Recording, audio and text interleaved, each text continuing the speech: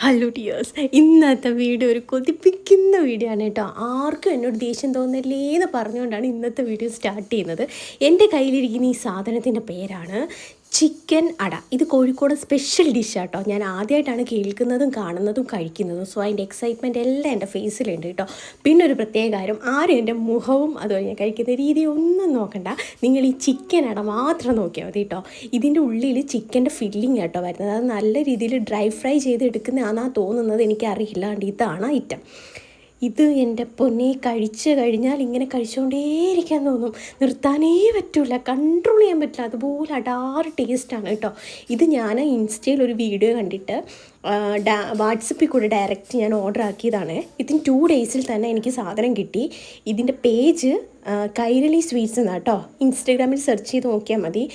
കോഴിക്കോടൻ ഹൽവ, അതുപോലെ ചിപ്സ്, അങ്ങനത്തെ എല്ലാവിധ ഐറ്റംസും ഇവരുടെ കയ്യിലുണ്ട് കേട്ടോ. അതിൻ്റെ വിത്ത് റേറ്റ് സഹിതമാണ് അവർ നമ്മളോട് പറയുന്നത്.